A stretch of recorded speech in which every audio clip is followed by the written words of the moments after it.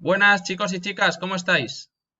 Venga, vamos allá. Vamos a por la sesión 2, en la que vamos a hablar de las tablas de frecuencias. Vamos a ver por qué son útiles y vamos a aprender a calcular la media de en tablas de frecuencias. Entonces, las tablas de frecuencias se utilizan porque facilitan los cálculos de los parámetros estadísticos. Aquí, por ejemplo, tenéis una tabla de frecuencias en la que comparamos, por un lado, más que comparamos, relacionamos los valores del número de mascotas con el número de alumnos de clase. Entonces, interpretamos la tabla, habrían 10 alumnos que no poseen ninguna mascota, 10 alumnos que poseen una, 6 alumnos que poseen 2 y 2 alumnos que poseen 3. Calculamos la media en tablas de frecuencia. ¿Cómo calcular la media en tablas de frecuencias?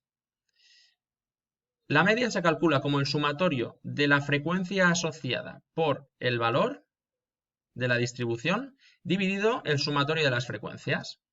Entonces, para calcular la media de forma sencilla, para esto se utilizan las tablas de frecuencias, construimos una columna en la que se coloque en cada recuadro el valor asociado a la multiplicación de la frecuencia absoluta por el valor. Y luego, aquí debajo hemos puesto la suma de la columna f por x y aquí debajo la suma de la columna f. Por tanto, ¿cómo se calcularía la media? La media sería la suma de estos valores, suma de f por xy, dividido la suma de f sub i. 28 dividido 28, 1.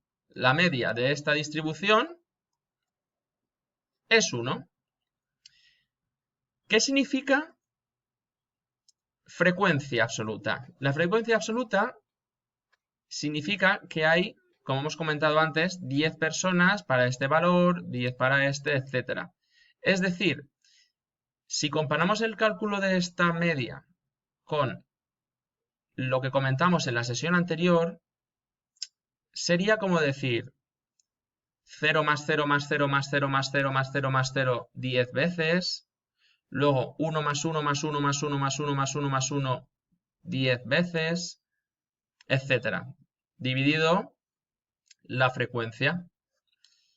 Pero para simplificar construimos esta columna f sub i por x sub i y se obtiene el valor de una manera más sencilla y simplificada. Por último, vamos a comentar qué son las marcas de clase. Las marcas de clase se utilizan cuando... Bueno, vamos a verlo con un ejemplo mejor. Se utilizan cuando nos dan los datos en forma de intervalo. Es decir, por ejemplo, aquí tenemos el peso de la persona y puede estar entre 50 y 58, entre 58 y 66, etc. ¿Qué hacemos en este caso para poder operar, para poder utilizar las tablas de frecuencias? Construimos la tabla de frecuencias colocando el valor central de cada intervalo como valor de la variable x de la distribución.